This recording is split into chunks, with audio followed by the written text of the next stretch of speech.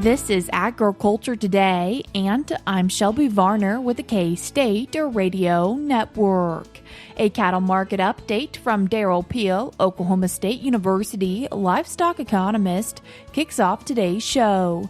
He breaks down the major points he saw in the cattle inventory report. Keeping the show rolling is Brad White and Phillip Lancaster from the Beef Cattle Insitute with part of a Bovine Science podcast episode where they talked about research that was done looking into cattle grazing behavior. Drew Ricketts, K-State wildlife specialist, ends the show as he explains the concerns about coyotes and what people can do to remain safe. That and more is coming up ahead.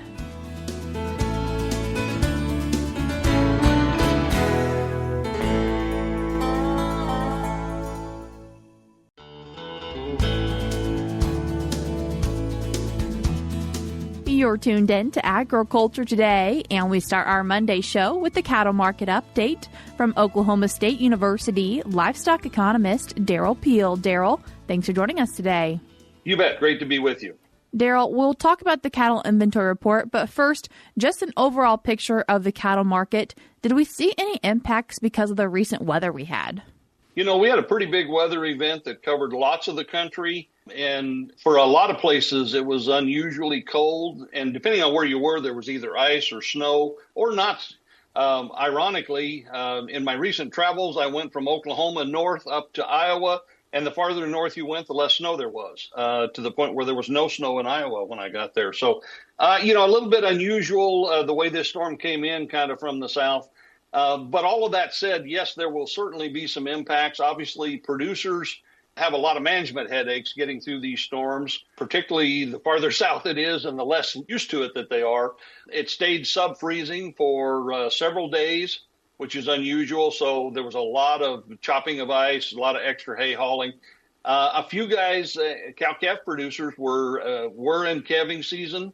So this kind of weather is a real challenge, of course, for baby calves. And I know anecdotally of some losses from that. So that will be something of an impact. Don't know how much yet, but this storm and this weather did cover a big swath of the country. The other places that will be an impact will be in the feedlots. And so, cattle can handle a wide range of temperatures, but when they go through an adjustment from one temperature to another, they typically lose productivity for a while. So, I'm sure there'll be some slowdown in feedlot production. Some of these cattle will take a few days longer to finish, and that'll slow them down coming through the system in the coming days. And wanting to hop into talking about the report that I feel like most of the livestock economists have been excited about, the cattle inventory report, and what's the overall picture you've seen from it? In general, the report, I guess I would say it wasn't a big surprise. It generally came in pretty much as expected.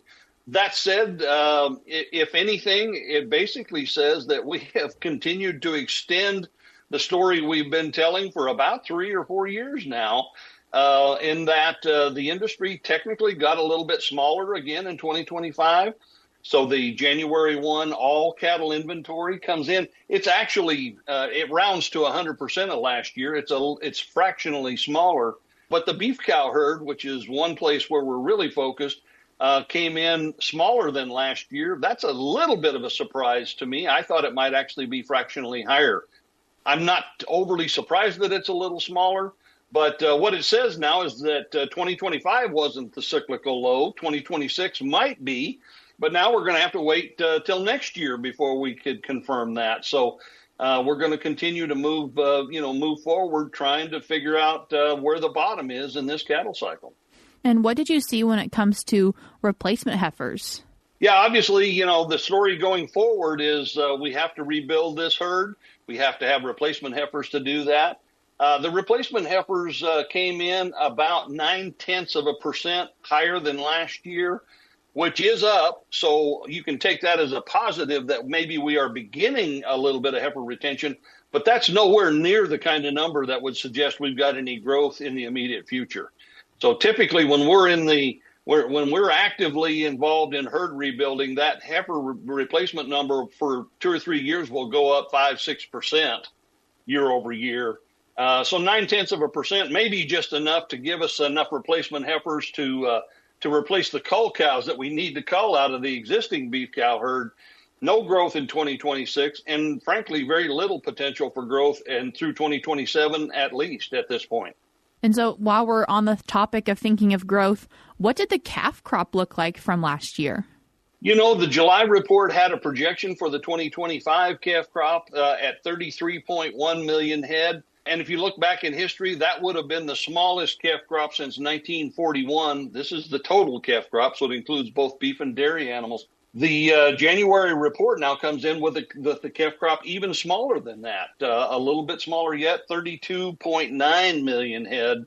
So again, the industry continues to have very, very tight cattle supplies going forward. We're going to continue to support these prices. Our projections or our feelings all along that we had higher prices yet ahead of us are certainly supported by this report. Do we see there being a big impact if maybe dairy cattle numbers have gone up or beef cattle numbers have gone down? How does that relationship usually work? Yeah, the dairy cow herd is actually a little bit bigger. It's up about 2%, and it's the biggest dairy cow herd in, 20-something years. I forget the exact number. But the dairy cow herd doesn't fluctuate near like the beef cow herd. So there's no cycle, if you will, no cattle cycle on the dairy side. It's up a couple of 100,000 head. And so that does add a few more. The dairy replacement heifers were just about even with a year ago.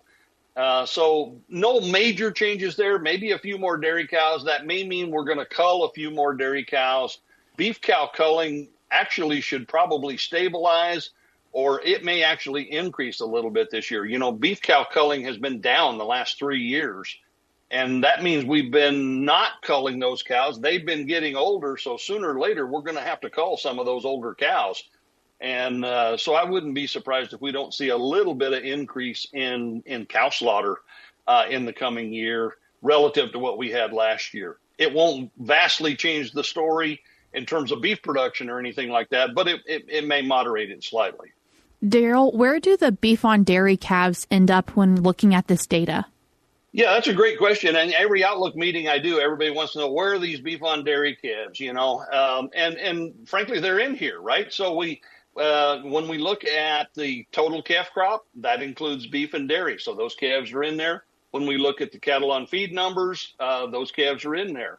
When we look at the inventory breakdown in this report, of course, includes steers over 500 pounds, other heifers, non-replacement heifers over 500 pounds, and calves under 500 pounds. And so those beef on dairy calves are included wherever they land in that set of inventory categories. That, some of those are cattle that are already in feedlots, and the others are the ones we use to calculate our estimated feeder supply. But the point is, those numbers already include the dairy side as well. So there's no additional cattle anywhere that we're looking for beyond what's in this report. And within this report, we did get some state level data, and any notes from that? Well, there's a lot of numbers here, so there'll be more analysis going forward. But just at a quick glance, some of the major beef cow states, Texas and Oklahoma were up slightly on their beef cow numbers. In contrast, Missouri and Kansas were both down slightly. And actually, I think Nebraska was down just a little bit as well. So, all of those play into why that overall beef cow herd was down about 1%. And so, that could be a function of drought conditions regionally in those states, or it may be other factors that are playing into those decisions as well. But what it's, again, it clearly says we've got a kind of a mixed picture around the country in terms of, and certainly not a broad-based initiative, if you will, on the part of the beef industry to all be on the same page doing the same thing. Anything else from this report, Derrell? I don't think so. Again, this report doesn't surprise me, although there's a couple of things that require a little more thought. But at the same time, what it really does is it says we're going to continue on the path we've been on in terms of very tight cattle numbers. Prices we've got make sense relative to these numbers, and our expectations going forward are for even higher prices. And from a consumer standpoint, unfortunately, it means that beef production is going to continue to fall and higher beef prices are ahead. So, Derrell, from your perspective, as you have been doing quite a bit of travel, have you seen a bunch of cattle out grazing and wandering the countryside? I've traveled some in Oklahoma recently, and I was actually a bit surprised at the number of cattle I did see out on winter wheat. I'm sure it's down relative to some years, but I was a little surprised at how many I did see. And to that end, in this annual inventory report, one of the things we get is a 3-state total of cattle grazing small grains pastures. So it's Kansas, Oklahoma, and Texas. And that number was actually up this year compared to last year.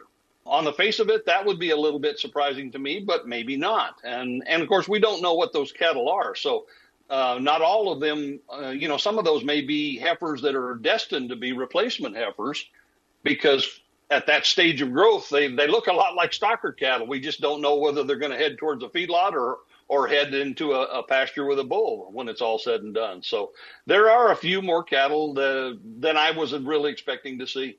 Derrell, do you think this report will have any influence on the market as we look into this week? I wouldn't think the market would have a huge reaction to this. I guess if I see anything in this, it's going to depend on who looks at it, I suppose. But I would take this report as slightly bullish myself. On the other hand, some people may zero in on that 0.9% increase in replacement heifers and say, oh boy, we're off to the races with herd rebuilding. I don't think that's correct, but I could see that happening. So I think we have to kind of wait and see broad-based how the market reacts to this whole set of numbers and how it all plays out when we sort of sum it all up together. Derrell, I appreciate you taking the time to join us today. You bet. Happy to be here. That was Oklahoma State University livestock economist Derrell Peel. We're cutting to a short break now, but we'll be right back.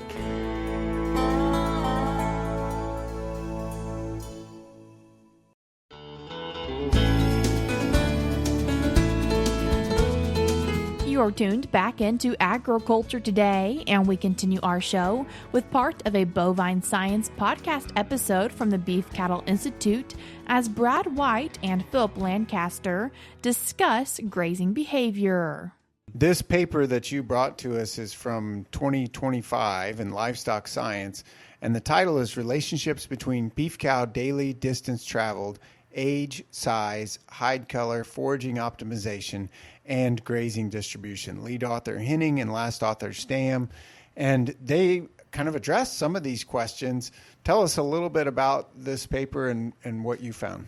Okay, so they took 40 cows ranging in age from 4 to 8 years old. They selected cows that were pregnant and early bred and healthy. They didn't select any cows with bad eyes, udders, feet, other things like that, out of a herd of about 400 to 500 cows or more at a ranch in Montana and Wyoming. They had 4 different ranch units. It was part of this larger ranch that they marked cows on. All cows got a GPS collar. And they selected 5 black cows and 5 red cows within each of those 4 ranch units. And they measured hip height on those cows as a proxy for frame size. And then they tracked those cows with the GPS collars for 3 years. And so then they evaluated forage quality and quantity using NDVI and IRG measurements. NDVI is Normalized Difference Vegetation Index. Yeah. And then IRG is the instantaneous rate of green up. So basically trying to evaluate quantity and quality of the forage. The interesting thing in this abstract is they had 6 hypotheses, which at first kind of strikes me as, man, that's a lot. And for any research project, you say, I don't know if I can answer all of those questions in this project. This is a long project. They collected a lot of data. They're looking at several things, but maybe briefly outline what are some of the things they thought going in. So they were interested in looking at the distance traveled by cows. That was their outcome. And they were interested in how stage of production affected that, how the age of the cows affected that. So like I said, they had cows that ranged from 4 to 8 years old at the beginning of the study, and then obviously those cows aged throughout the study. How hip height or frame size affected distance traveled. So they tried to get a range of small to large cows. They had red and black cows, so they're trying to look at how hide color impacted that. And they specifically looked at how hide color interacted with temperature, because they were thinking that black cows that are getting solar radiation from the sun, not having to use as much calories to maintain body temperature, may have different distance traveled. And then they looked at the fifth hypothesis, was looking at grazing optimization. So that's where they used the NDVI and the IRG. And they also looked at the slope and the distance to water and how well cows grazed the quality of forage. So did they get to the high quality forage or in different slopes and different distances to water? And then the sixth one was grazing distribution. And so that one, they just looked at slope and distance to water to see how well cows would travel depending on those two types or those two features in the pasture. So let's jump to some of the things that they found, because they did have some interesting findings. And I'll ask you about figure 2 to start with, because it's the first one in the paper. And this one looked at production stage. What do you see there? Yeah, so figure 2, they're looking at production stage. So they looked at mid-gestation, late gestation, early lactation, breeding, and then weaning, which shortly post-weaning, I think, is what that was about. And then what they saw was that during breeding and weaning, cows traveled further distances than they did during mid-gestation, late gestation, and early lactation. And so breeding makes sense to me. If we got cows moving around a lot more, breeding season, they're more active, estrus cycles, things like that. One of the hypotheses that they had, and I would kind of agree, was that they expected those cows to travel further distances during early lactation, because those cows would travel to where the highest quality forage was to be able to meet their energy requirements during that time period, because that's the highest energy requirements during the production cycle. And so once they used up, let's say, the high quality forage around the loafing areas, they would start to travel further and further distances from water and go up slopes more to be able to get to higher quality forages, because they needed more calories per pound of feed consumed. What did they find on the age, the hip height, the hide color relative to distance traveled? So they saw a positive relationship between the age of the cow and the distance traveled. Older cows traveled further distances on average. Their thought process was that these cows have learned the topography to some degree, and they know where to go get the better quality forages, and they are willing to travel those distances to get there. And then hide color, they had an interaction between hide color and temperature. As the temperature decreased, cattle with red hide color traveled further than cattle or cows with black hide color. They saw a statistical difference once temperatures got below 0 degrees Celsius. So once we got below freezing, red cows traveled further distances than black cows. So when we look at some of their, I'm going to call them grazing metrics, might not be the right term, but the MVDI and the green up rate, what did they see there? So they saw some positive associations between these measures and distance traveled. So as the NDVI increased, meaning that the forage quantity increased in each, remember they're looking at these as, let's say, a pixel of the image from the satellite, right, which I think, if I remember right, what they said in here was like a 30-meter square area or something like that. So if the cows were pinpointed in that pixel, and then they associated that with whatever the NDVI was in that pixel. And so as the NDVI increased, cows traveled further distances. So the way I'm interpreting that is that they traveled further distances to get to high quantity forage areas. As NDVI increased, the distance traveled increased. They also saw a positive relationship between the IRG, or the rate of green up, and distance traveled. And so as the rate of green up increased, the cows traveled further distances to get to that high quality forage. So then the last things they looked at there were relative to water. Yeah, well, so slope and distance to water, yeah. So, which makes a little bit of sense, but as the slope increased, the distance traveled increased. And so they went up the slope further distances, if it was steeper, That's a little bit counterintuitive too, that we would think that they would spend less time if the slope was steeper. But distance to water, they traveled further. If the distance to water went up, they traveled further. So they were willing to travel to get to the forage necessary from the distance to water. We went back and you and I looked through their stat section, kind of what they had done, how they'd allocated these cattle. One of the things that was really good is in all their models, they included an effect to account for, you had repeated measurements on individual cow within pasture. Mm-hmm. They accounted for management group, which was good. One of the challenging things I have interpreting this paper is each of their hypotheses was tested individually.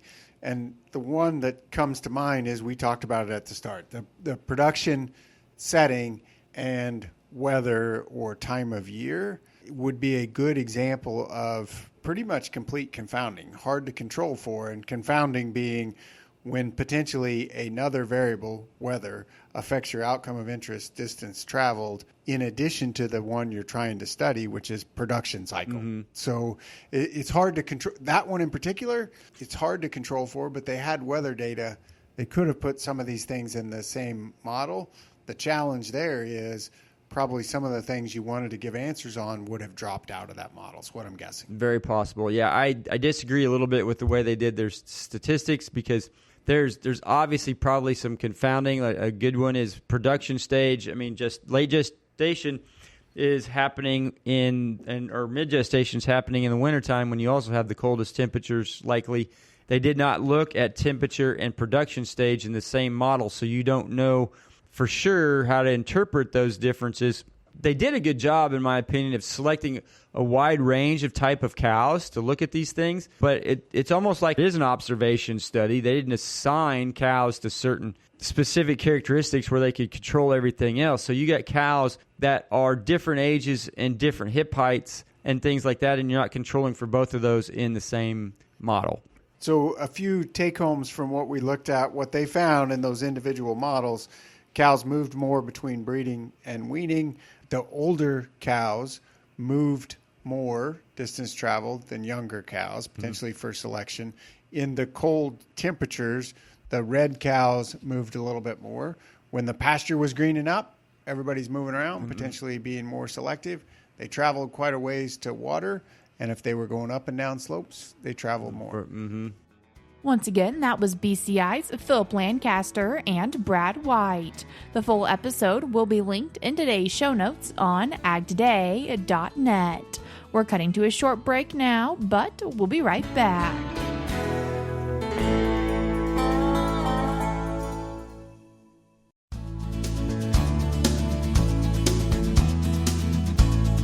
You're tuned in to Agriculture Today, and we conclude our Monday show talking about a news story that's been being heard when it comes to coyotes with K-State wildlife specialist Drew Ricketts. Drew, thanks for joining us today. Yeah, thanks for having me, Shelby. Drew, what story have you seen popping up when it comes to coyotes? Sure. We've got, some of our urban cities, metropolitan areas that are warning their citizens about this being coyote breeding season. And just to be aware of that, I think is the biggest thing that they're telling folks, but also, to be concerned about their pets and that sort of thing, because we might see the increased coyote activity this time of year. And what is their usual breeding season? And then when are they usually having those pups? Sure. So, typically coyotes are going to be breeding between January and sometime in March. That average female will become pregnant at some point in February, based on some pretty robust data sets from Kansas going back a long time. Their gestation period is about 60 days. So, a breeding event at the beginning of February would result in pups being born in April. And then, their life cycle, development and those sorts of things is fairly similar to dogs. So like we said, 60-day gestation, around 8 weeks is when those coyote pups would be weaned. So, starting around June is when we start to see a bigger food demand for those coyote litters. And, that's when we can also see some shifts in their diet towards bigger prey items and those sorts of things. Are there some valid concerns when it comes to safety and thinking about coyotes? Sure, there are. And I think, understanding coyote behavior a little bit is really important when we're thinking about those concerns. So during this breeding season, coyotes are likely to be more active. We're going to hear a lot more vocalizations, howling and yipping and barking and those sorts of things. We also might see coyotes out a little bit more often during the daytime. Seeing a coyote, whether you're in the city or whether you're in the country, just seeing a coyote is not really something to be concerned about. If you see a coyote and it stops and looks at you, that's still okay. That's not an aggressive behavior. What we really don't want to see is, let's say we're out walking and we see a coyote and it stops and then it starts to approach us. We don't want to see them coming closer to us. And then, the most aggressive sorts of behavior that we might see from a coyote would be a coyote attacking a pet that might be on a leash, or a loose pet would be more often. During the breeding season, they can become a little bit more territorial, be more likely to attack dogs that are the size of a coyote and smaller, not necessarily because they're seeing them as a prey item, but more likely because they see them as a competitor, and they don't like competitors, especially during this time of the year, but really all the way through the pup rearing season through summer. And then, during the summer is when we see the biggest risks associated with pets. I mentioned that that's when they start eating those bigger prey items. And so it can be more likely that they'll prey on small dogs and cats and even deer fawn sized critters during the summer when they're needing to feed those pups. What can people do when it comes to protecting their animals or their surroundings, or if they have concerns about coyotes? Absolutely. So number one, if you have a coyote that starts to exhibit some aggressive behavior, they start to approach you instead of being agnostic or running away from you. We need to haze those coyotes. So holler at them, throw stuff at them if you can. That can help instill that appropriate caution that they ought to have. Keeping pets on leash, not leaving small pets unattended, even in a fenced backyard. If it's a small fence or a fence that has gaps underneath of it that a coyote could crawl under.